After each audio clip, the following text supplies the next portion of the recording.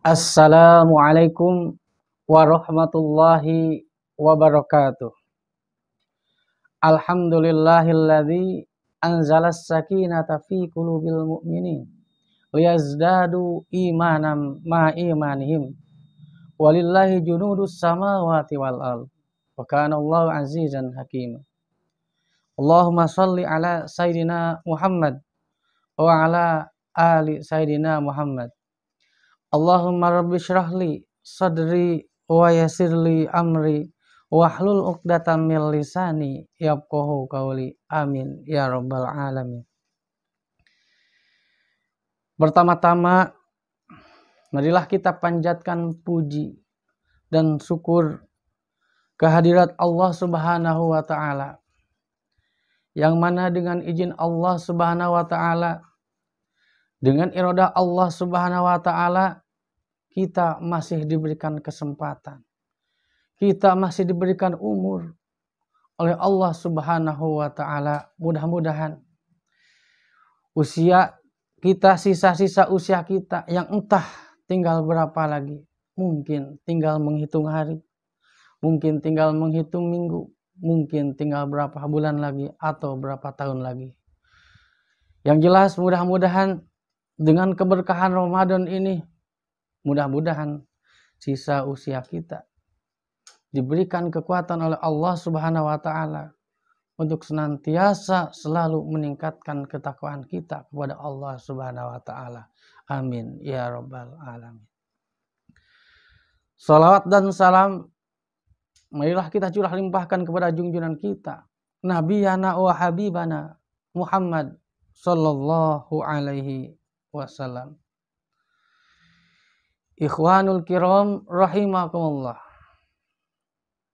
Pada kesempatan ini tema yang akan dibawakan adalah tentang bulan Ramadan, tentang Ramadan dan Al-Quran. Kita sudah tahu bahwa bulan Ramadan ini adalah bulan yang penuh berkah, bulan yang beda dengan bulan sebelumnya. Sehingga Nabi Muhammad Shallallahu Alaihi Wasallam dari mulai bulan Rajab saja sudah berdoa, Allahumma barik lana fi Rajab wa Sya'bana wa balighna Ramadan. Lalu kenapa Nabi Muhammad Shallallahu Alaihi Wasallam itu berdoa supaya sampai kepada bulan Ramadan? Ada keistimewaan apa di dalam bulan Ramadan? Ternyata di dalam bulan Ramadan, sebagaimana sabda Rasulullah Sallallahu Alaihi Wasallam, "Lau ta'lamu ummati ma fi Ramadana, la tamannau an takuna sanatu kulluha Ramadan." Andaikan umatku mengetahui apa-apa saja yang berada pada bulan Ramadan, la tamannau, maka umatku akan berharap seluruh tahun, seluruh bulan semuanya menjadi bulan Ramadan. Lalu kenapa? Dan ada apa dengan bulan Ramadan? Apa yang diistimewakan pada bulan Ramadan? Yang pertama, pada bulan Ramadan li'annal hasanata mudha'afatun. Yang pertama, karena pada bulan Ramadan itu kebaikan dilipat gandakan oleh Allah Subhanahu wa taala. Wa ta'atu makbulatun, dan amal ibadah akan diterima pada bulan Ramadan. Wa da'watu mustajabatun, dan doa-doa akan dijabah oleh Allah Subhanahu wa taala. Wa dzunubu maghfuratun, dan dosa-dosa akan diampuni oleh Allah Subhanahu wa taala. Sebagaimana kita ketahui dalam hadis, man qoma ramadhana imanan wa ihtisaban ghufira lahu ma taqaddama min dzambi. Barang siapa yang melaksanakan puasa bulan Ramadan dan mengharap keridhaan Allah Subhanahu wa taala, maka ghufira lahu ma taqaddama min dzambi. Maka Allah akan mengampuni dosa-dosa ma taqaddama yang telah lalu. Jadi dengan adanya bulan Ramadan, seluruh dosa akan diampuni oleh Allah Subhanahu wa taala tentunya. Tidak hanya sebatas puasa menahan dahaga dan lapar saja. Sehingga tidak termasuk kepada hadis Rasul, kam min shaimin laisa min siyamihi illal atsyu wal ju. Banyak orang yang melakukan ibadah puasa, tetapi dengan ibadah puasanya illal atsyu wal ju, hanyalah dia merasakan dan menahan lapar dan dahaga saja. Di akhirat tidak mendapatkan apa-apa. Na'udzubillahi min dzalik. Ikhwanul kiram rahimakumullah. Itu dia tidak mendapatkan apa-apa tentunya karena dia tidak bisa menjalankan puasa dengan sebaik-baiknya dan yang seharusnya. Lalu apabila ada pertanyaan, kenapa di bulan Ramadan ini kok dibedakan? Kok diistimewakan dengan bulan sebelumnya? Kok beda? Nah, menurut pendapat ulama, karena pada bulan Ramadan yang pertama diwajibkannya adalah ibadah puasa. Sebagaimana kita ketahui dalam Al-Quran, ya ayyuhalladzina amanu kutiba alaikumussyam kama kutiba alal ladzina min qablikum la'allakum tattaqun. Jadi bulan Ramadan ini mulia dikarenakan yang pertama adalah diwajibkannya berpuasa. Yang kedua, menurut pendapat para ulama, bulan Ramadan ini diistimewakan di antaranya karena adanya nuzulul Quran. Dikarenakan diturunkannya Al-Quranul Karim. Jadi pada bulan Ramadan ini Al-Quran diturunkan oleh Allah Subhanahu wa taala pada tanggal 17 Ramadan. Ada yang berpendapat tanggal 24 Ramadan, tapi yang masyhur adalah tanggal 17 Ramadan Al-Quran diturunkan. Alasan yang ketiga, kenapa Ramadan ini dimuliakan oleh Allah Subhanahu wa taala? Karena pada bulan Ramadan diwajibkannya zakat fitrah, sehingga pada bulan tersebut bisa membantu orang yang kurang mampu, bisa membantu fakir dan miskin, sedikit meringankan beban mereka. Yang keempat, bulan Ramadan ini dimuliakan oleh Allah Subhanahu wa taala dikarenakan pada bulan Ramadan itu adanya malam Lailatul Qadar. Pada malam Lailatul Qadar itu sebagaimana kita ketahui bahwa apabila seseorang bertepatan ibadah pada malam Lailatul Qadar, maka dia sama dengan ibadah 1000 bulan. Atau menurut para ulama kurang lebih 83 tahun. Kalau orang ibadah pada Lailatul Qadar, nilai pahalanya sama dengan ibadah 83 tahun. Bayangkan. Inilah salah satu keadilan Allah Subhanahu wa taala. Kita mungkin pernah mendengar sejarah umat-umat sebelumnya. Umat sebelumnya, umat Nabi Nuh, dia punya umur 1000 tahun. Bahkan umat Nabi Nuh yang ada yang punya umur 10.000 tahun. Bayangkan. Andaikan umat Nabi Nuh 10.000 tahun, dia beribadah kepada Allah Subhanahu wa taala, betapa besar pahalanya. Karena bayangkan 10.000 tahun beribadah kepada Allah Subhanahu wa taala. Nah, dengan umur yang pendek datanglah keadilan Allah Subhanahu wa taala. Datanglah kelebihan kepada umat Nabi Muhammad, umurnya pendek. Tetapi nilai pahalanya sama dengan umat-umat sebelumnya, bahkan apabila digunakan dengan baik bisa melebihi umat-umat sebelumnya. Dengan adanya nilai 83 tahun yaitu malam Lailatul Qadar, maka bisa mengimbangi bahkan bisa melebihi nilai-nilai umat yang ibadah pada umat-umat yang lain. Malam Lailatul Qadar itu sengaja oleh Allah Subhanahu wa taala disembunyikan. Tidak ada satu hadis pun yang mengatakan malam Lailatul Qadar itu tanggal sekian, tidak ada. Hanya sekadar isyarat saja. Lalu kenapa Allah Subhanahu wa taala menyembunyikan malam Lailatul Qadar? Tidak dikatakan tanggal 10 Ramadan misalkan atau tanggal 9 Ramadan misalkan. Sengaja Allah Subhanahu wa taala tidak menunjukkan langsung tanggalnya supaya senantiasa umat Nabi Muhammad SAW dari mulai tanggal 1 Ramadan dia selalu beribadah supaya bertepatan dengan ibadahnya dengan malam Lailatul Qadar.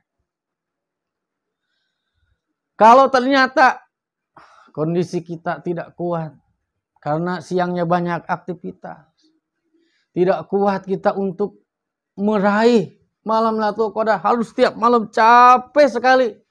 Bagaimana solusinya? Maka dalam hadis dikatakan innallaha yuhibbul witr. Bahwa Allah mencintai hal yang ganjil.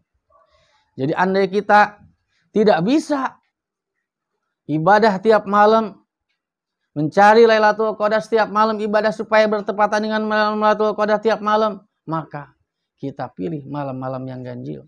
Tanggal 1, 3, 5, 7, dan seterusnya. Ternyata maklum kita banyak kebutuhan, maklum kita banyak aktivitas. Kita masih belum bisa untuk mendapatkan, untuk melaksanakan ibadah pada malam-malam ganjil.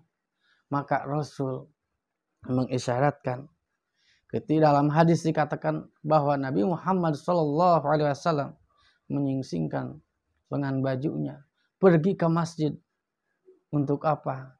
Untuk mencari, mendapati malam Lailatul Qadar, yaitu setiap tanggal 21 Ramadan.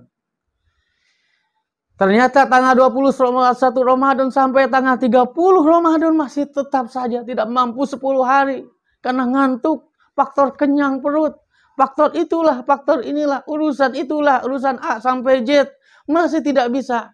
Maka alangkah baiknya seperti kembali kepada tadi innallaha yuhibbul witr pada tanggal 21 dalam hadis, tanggal 21, 23, 25, 27 sampai 29. Jangan sampai terlewatkan pada malam-malam ganjil dari tanggal 21 sampai tanggal 29.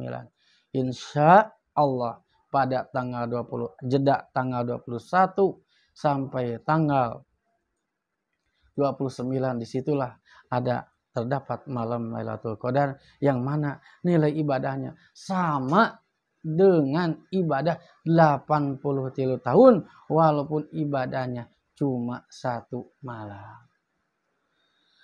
Hadirin ikhwanul kiram rahimakumullah. Lalu ketika kita mengetahui bagaimana keistimewaan malam tentang Ramadan dan malam Lailatul Qadar, apa yang harus kita lakukan? Bagaimana supaya kita meraih, mendapatkan keistimewaan tersebut? Apa yang harus dilakukan oleh kita dalam mengisi Ramadan ini? Yang pertama, untuk mengisi supaya pahala Ramadan kita raih, supaya pahala Lailatul Qadar kita dapati, yang pertama adalah kita harus bermuraqabah. Harus merasa diawasi oleh Allah Subhanahu wa taala. Walaupun kita sekarang tidak bisa langsung melihat Allah Subhanahu wa taala, tapi ingat Allah setiap saat, setiap detik. Walaupun kita lagi tidak ada siapa-siapa, tetap wa ma ladaihi illa raqibun atid. Di sisi kita, di samping kita terdapat malaikat yang mengawasi, yaitu malaikat raqib dan atid.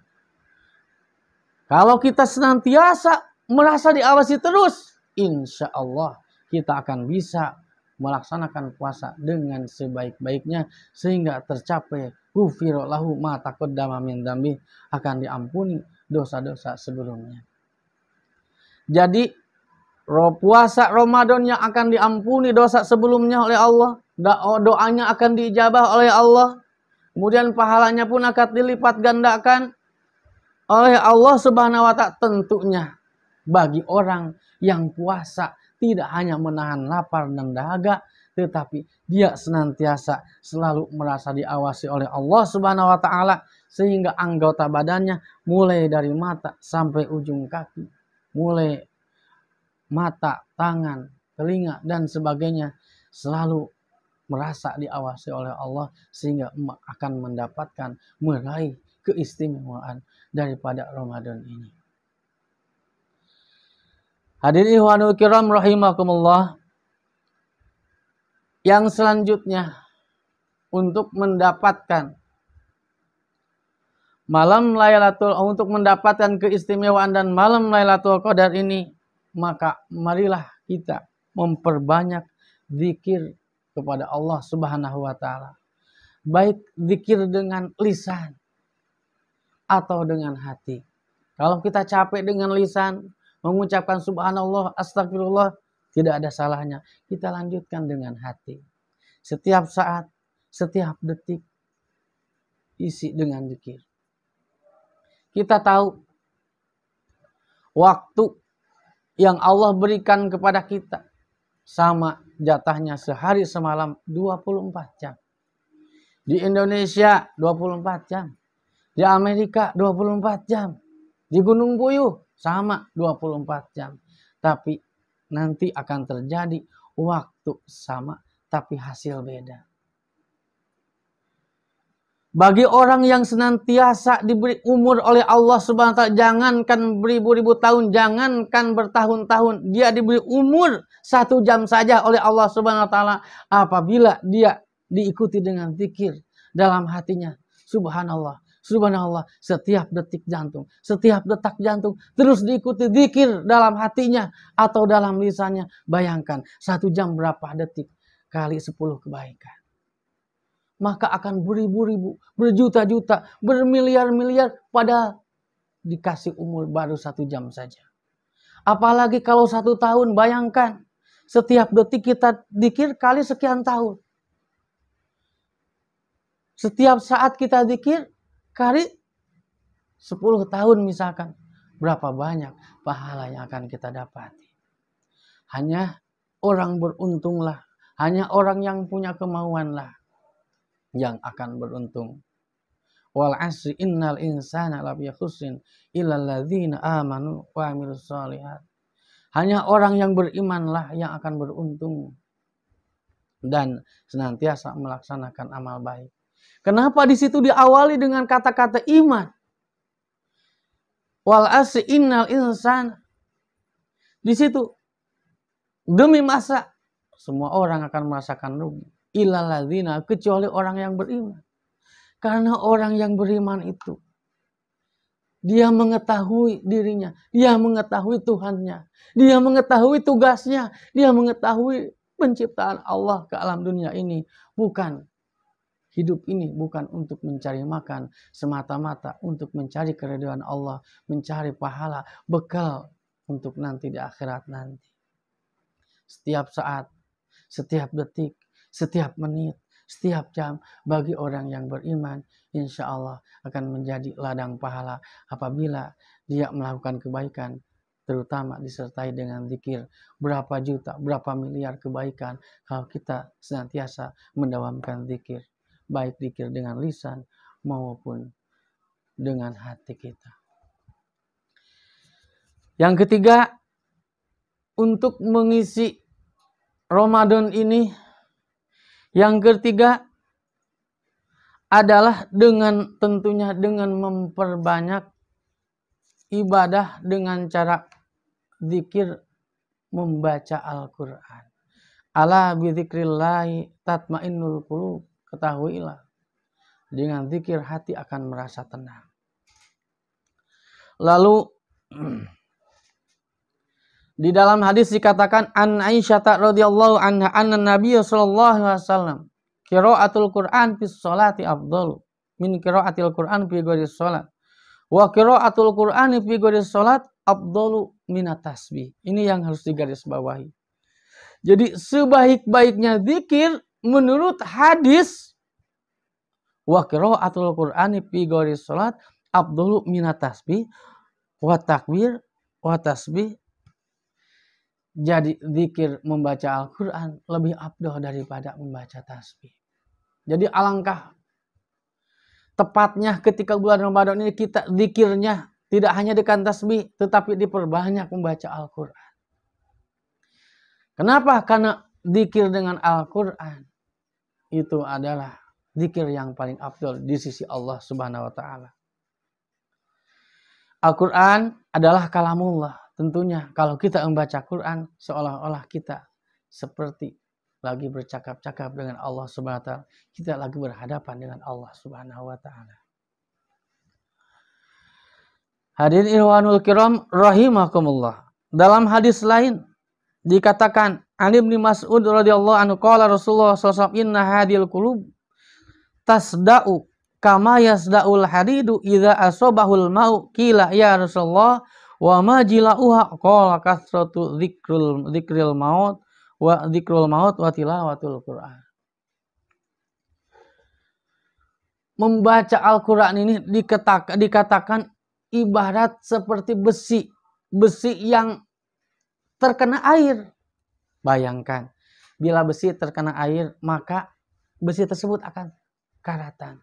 Lalu sahabat bertanya, "Ya Rasul, bagaimana menghilangkan karatan hati seperti menghilangkan karatan besi tadi yang kena air?" Maka Rasul menjawab, "Qala kasratu dzikrul maut wa tilawatul Qur'an." Perbanyaklah ingat mati dan membaca Al-Qur'an. Dengan membaca Al-Qur'an ini akan menghilangkan kotoran yang ada di dalam hati kita, insya Allah. Kemudian dalam hadis lain an Aisyah radhiyallahu anha qala Rasulullah sallallahu alaihi wasallam man qara harfan min kitabillah falahu bihasanatun wal hasanatu bi asy amsalha la aqulu alif lam mim harfun walakin alifun harfun walamun harfun wa mimun harfun. Dalam hadis lain dari Ibnu Mas'ud, Nabi Muhammad SAW bersabda, pahala membaca Al-Quran itu satu huruf akan dibalas oleh Allah Subhanahu wa taala dengan 10 kebaikan.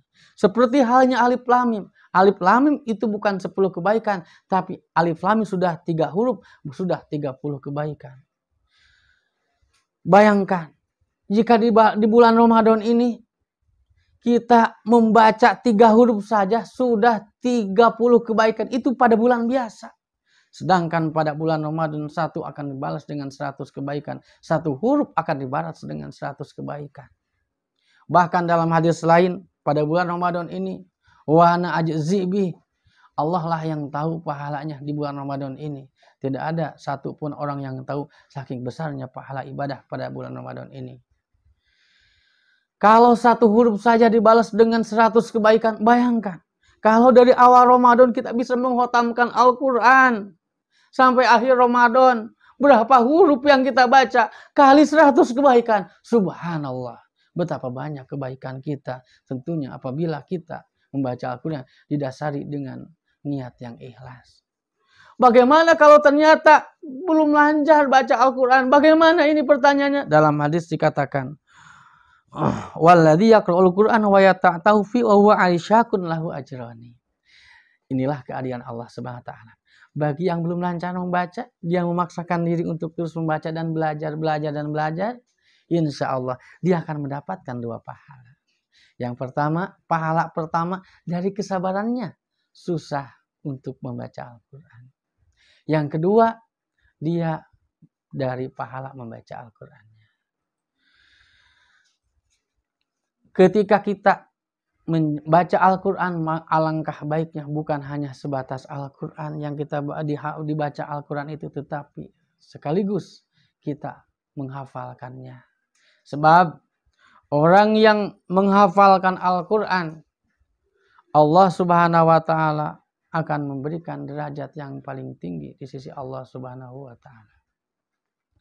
Sebagaimana hadis yuqal li sahibil Qur'an iqra wartaqi warattil kama kunta turatilu fid dunya fa inna manzilaka inda akhir ayatin taqra'uha. Nanti di akhirat bacalah sesuai dengan engkau membaca di dunia. Derajatmu sesuai dengan yang engkau baca di dunia ini. Di sini dikatakan li sahibil Quran. Ulama berpendapat li sahibil Quran ini adalah orang yang menghafal Al-Quran. Sahibul Quran, orang yang memiliki dalam jiwanya, dalam badannya ada hafalan Al-Qurannya. Terakhir ada hadis An Ali radhiyallahu anhu qala Rasulullah sallallahu alaihi wasallam man qara'al Qur'an fastadharahu fa ahalla halalahu wa haramahu adkhalahu Allahu jannah wa syafa'ahu fi asyratin min ahli baiti kulluhum qad wajabat lahunnar. Dari Ali radhiyallahu anhu qala Rasulullah sallallahu alaihi wasallam man qara'al Qur'an, barang siapa yang membaca Al-Qur'an fastadharahu dan menghafalkannya, fahala halalahu, dan dia menghalalkan yang Allah halalkan, wa haramahu, dan dia mengharamkan yang Allah haramkan. Dengan bahasa lain, dia menjalankan perintahnya dan menjauhi larangannya. Adkhalahullahul jannah. Allah akan memasukkannya surga. Akan dimasukkannya ke surga Allah Subhanahu wa taala. Wa syafa'ahu fi asyratin min ahli baitihi kulluhum qad wajabat lahunna. Bukan hanya saja dimasukkan ke dalam surganya Allah Subhanahu wa taala, bahkan dia akan memberikan syafaat, memberikan pertolongan kepada 10 keluarganya, yang mana keluarganya seharusnya qad wajabat lahunnar, seharusnya keluarganya masuk ke dalam api neraka. Sehubungan anaknya hafal Quran, maka orang tuanya akan ikut terselamatkan. Yang pertama, ibunya akan dimasukkan, memberikan syafaat oleh anak yang hafal Quran. Ibunya, bapaknya, kakeknya, adiknya, 10 keluarga akan tertolong. Karena ada yang hafal Quran dalam keluarga tersebut.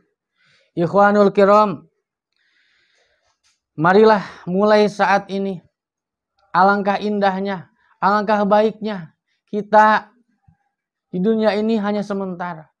Marilah kita mulai hari ini tidak cukup dengan kemauan.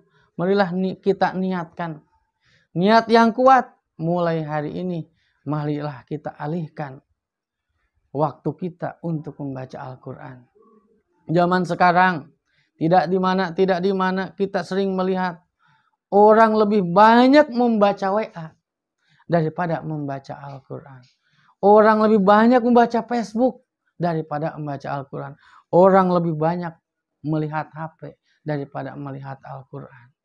Padahal kalau kita mau jujur, HP, WA, dan yang lainnya belum tentu akan memberikan syafaat. Tapi Al-Quran ya'ti yaumil qiyamati syafi'an. Tapi Al-Quran pada hari kiamat ya'ti syafi'an, akan memberikan syafaat li sahibihi, kepada pembacanya. Jadi kalau kita mengaku ingin mendapatkan syafaat di yaumil qiyamah, marilah kita biasakan membaca Al-Quranul Karim.